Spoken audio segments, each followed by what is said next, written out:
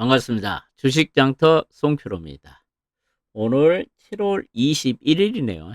일요일 방송을 한번 시작을 해보도록 하겠습니다. 오늘 이 시간에는 이번 주 일정에 대해서 간단하게 살펴보고, 그 다음에 최근 바이오 관련주가 상당히 잘 가죠. 그러면 바이오 관련주를 왜 우리가 지속적으로 관심을 가져야 할 것인가를 이야기해드리고, 그 다음에 여러분들이 바이오 관련 중에서 좀 안정적으로 투자할 만한 종목, 세 종목을 소개를 해 드릴 테니까 여러분들 끝까지 시청해 주시기 바랍니다. 그럼 방송을 시작하기 전에 한 가지 안내 말씀드리겠습니다. 제가 개인 유튜브를 시작한 지 얼마 안 됐죠. 그래서 그렇게 구독자가 많지 않습니다. 그러니까 여러분들께서 저 유튜브를 시청하시고 여러분들 주식 투자에 도움이 되신다면 꼭 여러분들 주위에 주식 투자하신 분들 한 분씩만 소개를 해 주시라는 얘기를 해드리면서 7월 21일 일요일 방송을 시작하도록 하겠습니다.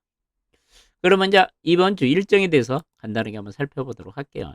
가장 중요한 일만, 중요한 이벤트들만 말씀드리겠습니다. 7월 22일, 내일이죠. 월요일날. 중국에서는 LPR, 기준금리를 결정하네요. 5년물, 6년물 기준금리를 결정하는데, 지금 대부분 전문가들은 동결을 할 것으로 예상이 되는데, 과연 중국이 이번에 기준금리를 인하할지 여부를 우리가 한번 체크를 해야 되지 않을까, 그렇게 생각을 하고요. 그 다음에 화요일 날은 보면은 이제 미국의 빅테크 기업들의 실적 발표가 이어지죠. 우리가 이제 화요일 날은 진짜 중요한 기업들의 실적 발표가 이어지니까 반드시 체크를 해야 되지 않을까, 그렇게 생각을 합니다. 테슬라가 실적 발표가 있고, 마이크로소프트 실적 발표가 있고, 알파벳이죠. 구글의 실적 발표가 있습니다. 이런 빅테크 기업들의 실적이 어떻게 나오냐에 따라서 미국 증시, 국내 증시에 미치는 영향이 상당히 클 겁니다. 그래서 반드시 빅테크 기업들의 실적 체크가 필요하고요. 우리나라에서는 KB금융 실적 발표가 있네요. 그 다음에 수요일날, 24일날 수요일날을 보면요. 이제 미국에서는 반도체 기업인 퀄컴 실적 발표가 있고, 특히 우리나라 SK 하이닉스 실적 발표가 있죠. SK 하이닉스 실적도 일부 증권사에서는 5조 한 7천억 정도 영업이익이 나올 것이라 전망을 하고 있죠. 제가 본 SK 하이닉스 2분기 실적은 어닝 서프라이즈가 나오지 않을까, 좀 그렇게 생각을 합니다. 하이닉스 실적 발표가 있고, LG노텍, 포스코 푸체엠, 그다음에 삼성 바이오로직스 같은 종목들의 실적이 이어지네요. 목요일날 25일날은 우리나라 2분기 GDP 성장률 발표되고, 미국에서 2분기 GDP 성장률이 발표되네요. 그 다음에 또 빅테크 기업의 하나인 아마존이 25일날 실적 발표가 있고, 그 다음에 우리나라에서는 LG엔솔, LG그룹들의 실적이 대부분 발표가 됩니다. 그 밖에 하나솔루션, 포스코홀딩스 이 같은 기업들의 실적 발표가 있고, 금요일 날이죠. 금요일 날은 보면은 미국의 물가지표인 6월 PC 물가지표가 발표가 되죠. 미국에는 물가지표가 두 개가 있죠. CPI가 있고 PC가 있죠. 이번 PC 물가지수도 상당히 중요합니다. 특히 파월 의장이 가장 관심을 갖고 있는 것이 근원 PC 물가지수죠. 이것을 보고 파월 의장이 금리 정책을 결정을 하기 때문에 이 PC 물가지표도 상당히 중요합니다. 지금 헤드라인은 이번에 전분기 대비 2.5% 상승할 것으로 예상이 되고, 근원은 2.6% 정도 상승할 것으로 예상을 하고 있습니다. 그 다음에 금요일 날은 프랑스에서 파리 하계올림픽이 시작되네요. 금요일부터 8월 11일까지 올림픽이 시작한다는 거 여러분들 참고하시고요. 그 다음에 금요일 날부터 알츠하이머 협회에서 국제 세미나가 개최된다는 이야기 해드리고요. 금요일 날 우리나라에서는 현대차 그룹주들 실적 발표가 이어질 것이라는 얘기를 해드립니다. 그러니까 다음 주에는 우리가 가장 봐야 될 것은 미국의 PC 물가지수하고 미국의 빅테크 기업들, 우리나라 대기업들의 실적 발표가 예정되어 있기 때문에 다음 주 시장은 실적에 의해서 좀 좌우되지 않을까, 그렇게 생각을 합니다. 근데 우리가 여기서 보면은요, 최근 시장이 좀 불안하죠. 이렇게 시장이 불안할 때는 여러분들 주변주보다는 핵심 우량주 중심으로 매매하는 것이 가장 현명하지 않을까 그런 생각을 가지고 있다는 얘기를 해드릴게요. 그러면 자, 바이오 관련주를 우리가 왜 관심을 가져야 되는가? 그 이유에 대해서 말씀을 드리고 여러분들이 한번 관심 가질 종목, 세 종목을 말씀드리도록 하겠습니다. 제가 요즘에 바이오를 강조를 해드리면서 미국 금리 인하의 가장 수혜주의가 바이오 관련주다 그러죠. 지금 패드워치에 따르면은 이제 9월 미국의 금리 인하 확률이 90%까지 지금 기록을 하고 있죠. 그러니까 시장은 9월 달에 연준이 금리 인하를 기정사실하고 있죠. 그러면 바이오 관련 중에는 호재단 얘기를 해드리고, 두 번째는 이제 신약 허가 기대감이 작용하고 있죠. 유한영하고 오스코텍이 8월 22일 날 지금 그 FDA로부터 폐암 치료제 허가를 받을 것으로 기대감이 작용을 하면서 최근 주가 흐름이 상당히 양호하죠. 최근 푸처경 같은 경우도 최근 기술 수출 기대감 그리고 임상 진행 속도가 상당히 빠르면서 푸처경도 강한 상세를 보이고 있죠. 그 다음에 이제 최근에 이제 우리 시장에 나타난 가장 또 바이오 관련주의 특징이 그거죠. 비만 치료제 관련주들이 강하게 상승을 하고 있습니다. 비만 치료제 관련주들이 이제 강하게 상승한 이유를 또 한번 간단하게 한번 말씀을 드릴게요. 최근 이제 미국 질병관리청에서 비만을 질병이라고 정의를 했죠. 비만이 질병이니까 질병을 치료할 수 있는 신약이 개발이 지금 활발해지고 있죠. 우리가 몇 년 전만 해도 비만은 절대 질병이 아니라 그랬는데 이제는 비만이 질병이라는 얘기죠. 그러면서 최근 이제 비만 치료제 시장이 급성장을 하고 있죠. 지금 모건 스탠리에 따르면은 올해 비만 치료제 시장이 150억 달러 있어. 2030년에는 770억 달러까지 5배 정도 성장할 것으로 전망을 하고 있죠. 그 다음에 전 세계 비만 인구도 2020년도에 10억 명 정도 있죠. 근데 2035년에는 2억 명, 20억 명까지, 20억 명까지 더블 이상 증가한다는 얘기죠. 이렇게 비만 인구가 크게 증가하면은 비만 치료제 시장은 크게 성장할 수밖에 없겠죠. 그 다음에 최근에 또 비만 치료제가 각광을 받는 이유가 그죠. 중국이 비만 치료제를 승인을 했죠. 전 세계에서 비만 인구가 가장 많은 국가가 중국이죠. 중국이 금년 6월 달에 노보노디스크 2급이 비만 치료제를 사용 승인을 했습니다. 그래서 비만 치료 시장이 더 빠르게 성장할 것이란 그런 기대감이 적용을 하고 있다는 이야기죠. 그 다음에 비만 치료 시장에서 새로운 기술이 개발이 치열해지고 있습니다. 지금까지 비만 치료제는 주사제였죠. 그러니까 우리가 몸에 주사를 받으면서 비만 치료제를 우리가 사용을 했는데 이제는 주사제보다 더 편리하게 우리가 사용할 수 있는 것이 경구용이죠. 경구용이라는 것은 우리가 먹는 것을 우리가 경구용을 합니다. 최근 경구용 쪽에 비만 치료제 개발이 활발해지고 있습니다. 스위스 제약회사인 노스도 지금 최근 비만 치료제 임상 데이터가 상당히 긍정적으로 나오면서 경구용 비만 치료제 관련주들이 최근 주가가 상당히 좋죠. 그다음에 국내 기업들도 비만 치료제를 경구용으로 개발하고 있는 업체가 대표적으로 삼천당 제약 같은 경우도 최근 주가가 상당히 강하게 움직이고 있죠. 그 다음에 또 이제 비만 치료제 사용 편리성을 지금 향상시키는 여러 가지 연구들이 진행되고 있죠. 특히 방광기 기술을 통해서 투약 기간을 확장하는 기술들이 많이 나오고 있죠. 그러니까 지금 우리가 비만 치료제가 주로 주 1회 한번 주사를 맞는데 이것을 올 1회에 한 번만 주사 맞으면은 우리가 비만 치료제 복용에 엄청난 편리성이 있죠. 그렇기 때문에 이와 같이 방광기를 이용한 투약 기간을 확장하는 기술들이 계속 개발되고 있다는 얘기죠. 그 다음에 노보노디스크 비만 치료제 싹센다가 특허가 만료되죠. 그래서 이 싹센다 복제약이죠. 바이오시밀라 개발이 지금 치열해지고 있는 것도 비만 치료제가 지금 강세를 보이지 않냐 그렇게 생각을 합니다. 지금 우리 시장에서 비만 치료제 관련주 중에서 강하게 상승한 종목이 펩토론이죠.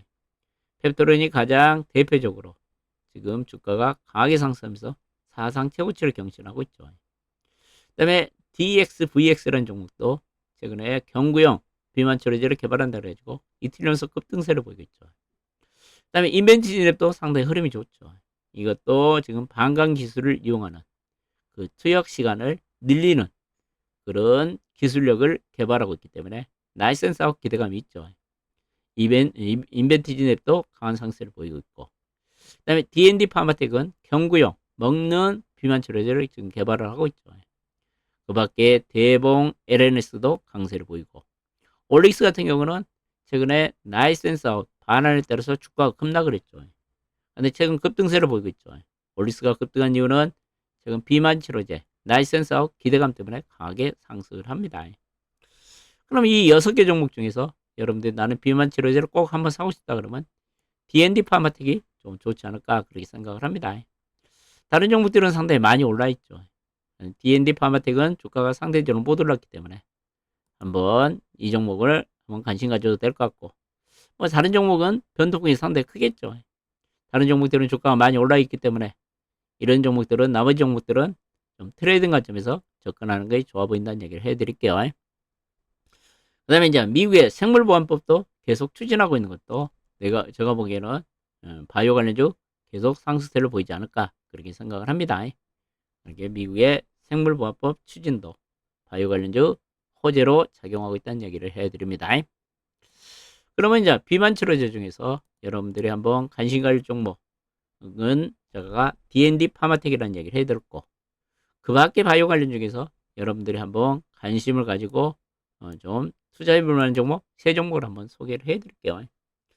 가장 먼저 이야기할 종목은 셀트론 이야기를 좀 해드리고 싶네요. 제가 이제 셀트론은 여러분들한테 자주 말씀을 드리죠. 가장 이와 같이 불안한 장에서 가장 안전하게 투자를 할 종목이 저는 셀트론이라고 이야기를 합니다. 최근 장이 급락세를 보였지만 셀트론 주가가 안 빠지죠. 그러니까 이렇게 변동폭이 끌 때는 똘똘한 주식, 확실한 주식을 투자하는 것이 좋아 보입니다. 제가 이제 그럼 셀트론을 여러분들한테 강조를 해드리냐면요. 최근 이제 nem시마 SC라는 것이 있죠. 그것도 자가면역 치료죠. 그것이 최근 유럽에서 시장 점유율이 크게 향상되고 있죠. 그 유럽에 팔고 있는 nem시마 SC를 작년에 셀트론이 미국에서 이름을 바꿨죠. 진펜테라로 바꾸면서 진펜테라 SC가 미국의 FDA로부터 작년에 신약 허가를 받았죠. 그러면서 금년 2분기 말부터 지금 미국에 지금 판매를 시작했죠. 그러니까 6월 달부터 거의 이제 판매를 시작했다 보시면 되겠죠. 그러면서 지금 3분기부터는 처방전이 좀 결과가 좀 잘 나올 것으로 예상이 되고 있습니다. 이와 같이 유럽에서 지금 nem시마이스가 성공을 했기 때문에 또 미국에서 성공할 확률이 상당히 크다는 얘기죠. 그러면서 지금 상상인 증권에서 나온 보고서 내용을 간단하게 소개를 해드리면요. 이 종목 같은 경우는 보면은 이제 2분기 실적은 761억 정도로 좀 1분기보다는 약 400% 정도 증가할 것으로 예상이 되고 있죠. 이와 같이 실적이 2분기에 좀 1분기보다 개선된 이유는 이제 지금 주력 품면 바이오 시밀러 매출이 크게 증가하기 때문이라는 얘기죠. 그러면서 2분기에 영업이익도 지금 회복되고 있다는 얘기죠. 특히 이제 제가 이제 셀트론에 대해서 관심을 많이 가진 이유는 뭐냐면요. 이 진펜테라에 대해서 제가 상당히 긍정적으로 평가를 합니다. 미국에서 진펜테라가 매출이 이제 증가할 것이라는 그런 기대감이 있습니다. 지금 이제 2분기 말부터 진펜테라를 팔기 시작했죠. 그 팔 효과가 9월 추석 이후에는 그 결과가 데이터가 나올 것으로 예상이 됩니다. 그러면 주가가 더 탄력적으로 움직일 가능성이 있죠. 그러니까 9월 달에부터 탄력적으로 그 전에 움직일 가능성이 있기 때문에 우리는 미리 좀 선점을 해야 되지 않을까 좀 그렇게 생각을 합니다. 그러면서 앞으로 이제 진펜테라가 미국에서 내년에만 1조 이상 판매가 될 것이라 그런 전망들을 하는 증권사들이 상당히 많아지고 있죠. 제가 보면은 셀트론 같은 경우는 주가가 지금 바닥권에서 좀 움직이고 있죠. 조만간 바닥권 탈출이 이어질 가능성이 있기 때문에 셀트론 같은 종목은 밀릴 때마다 물량을 지속적으로 확대하는 전략은 좋지 않을까 그렇게 생각이 든다는 얘기를 해드릴게요. 두 번째 이제 여러분들한테 좀 관심 가질 종목은 분호라는 종목을 좀 이야기를 해드리고 싶네요. 자, 분호는 이제 심정지를 예측할 수 있는 솔루션 디카스를 가지고 있죠. 이 디카스가 이제 우리나라 이제 병원들에서 상당히 인기가 좋습니다. 이 디카스를 도입하는 병원 수가 작년 1분기에 22개였죠. 작년 4분기에 63개였죠. 그러면 금년 1분기에 보면 83개입니다. 지금까지 보면 이제 또 2분기에 94개까지 늘어나죠. 이와 같이 디캅스라는 의료용 소프트웨어가 엄청난 효과를 발휘하고 있기 때문에 이렇게 이 분호의 인공지능 소프트웨어를 도입하는 병원들이 늘어나고 있다는 얘기죠. 그러면서 매출도 빠르게 증가를 하고 있죠. 분기마다 매출이 크게 증가를 하고 있습니다. 그러면서 우리나라 탑 5 병원에서 지금 도입을 서두르고 있다는 얘기죠. 대표적으로 삼성 서울병원에서 디캅스 공급을 지금 이제 디캅스를 지금 도입을 했다는 얘기죠. 그러면서 비급여 처방을 지금 진행되고 있다는 겁니다. 그 밖에 나머지 대형 병원에서도 이 디캅스 소프트웨어를 도입을 추진하고 있기 때문에 빠른 속도로 이제 실적이 개선될 것으로 예상이 되고 있죠. 그 다음에 이제 이 회사를 우리가 관심을 가져야 되는 이유가 뭐냐면은 7월 28일부터 8월 초까지 세계 알츠하이머 학회에서 이제 세미나를 개최하죠. 여기 가서 또 분호가 뇌 영상 관련 소프트웨어인 딥 브레인을 발표를 앞둡니다. 그러면은 처음으로 이제 뇌 관련 또 새로운 소프트웨어 출시를 앞두고 있다는 얘기를 해드리고 싶고, 그 밖에 이제 하반기에 이제 FDA 여러 제품들이 지금 승인을 받을 것으로 예상됨에 따라서 분호 같은 경우는 미국 시장에 적극 진출을 함에 따라서 앞으로 성장성이 부각되고 있고, 그 다음에 일본이나 유럽 시장은 지금 진출한 상태 있죠. 거기서는 계속 꾸준한 매출이 나오고 있기 때문에 분호에 대해서 좀 관심을 가져야 될 것으로 예상이 되고요. 지금 우리나라 인공지능 소프트웨어 업체 중에서는 가장 빠르게 실적이 개선되고 있습니다. 특히 분호 같은 경우는 4분기에 영업이익이 흑자 전환할 것으로 예상이 되고, 내년부터는 실적이 본격적으로 턴어라운드가 시작될 것으로 예상이 됨에 따라서 분호 같은 경우도 한번 관심을 가져보신 거 어쩔까 그렇게 생각을 합니다. 이 종목을 약간 차트로 보면은 지금 최근에 좀 상승세를 보인 후 다시 조정을 받았죠. 다시 눌림목 조정 후 다시 상승세를 보일 가능성이 크고, 이번 주 주말에 또 이벤트도 있기 때문에 한번 분호도 여러분들 한번 관심을 가져도 되지 않을까 그렇게 생각을 합니다. 그 다음에 이제 세 번째로 한번 좀 소개를 종목은요, 크로스를 좀 소개를 해드리고 싶네요. 자, 크로스는 원래 뭐 하는 회사냐면요, 얘는 이제 카티셰프를 가지고 혈압암을 치료하는 신약을 개발하고 있는 업체 중에 하나죠.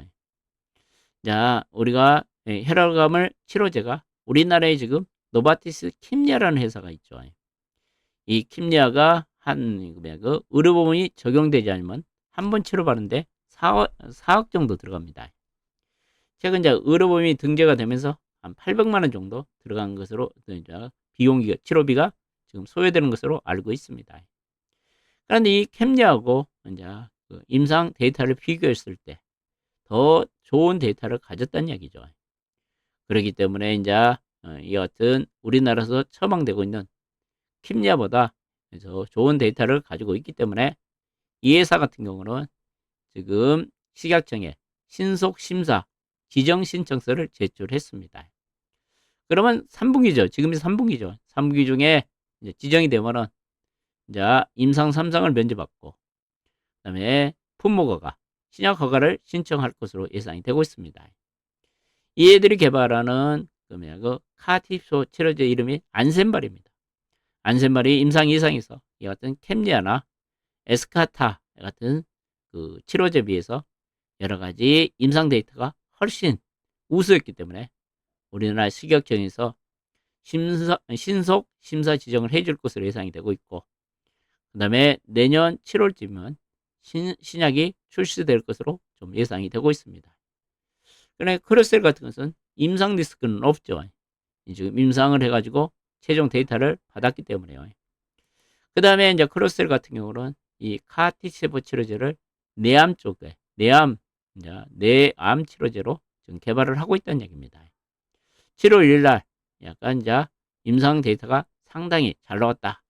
그런 이야기들이 나오고 있기 때문에 좀 크로셀 한번 관심 가져도 되지 않을까 그렇게 생각을 합니다. 크로셀에 대해서 여러분들 한번 차트를 보면서 간단하게 설명을 해주면요. 금년 3월 달에 급등을 했다가 이 꼬리가 끄달렸죠. 이때 3월 달에 급등한 이유는 이상 데이터가 상당히 잘 나왔게 발표되면서 강하게 좀 상승했다 밀렸죠. 또 6월 달에, 5월 말에 강하게 상승했다 밀렸죠. 최종 임상 데이터를 수령했다는 소식 때문에 강하게 올랐다가 빠졌습니다. 주가는 최근 좀 지지부진한 모습이죠.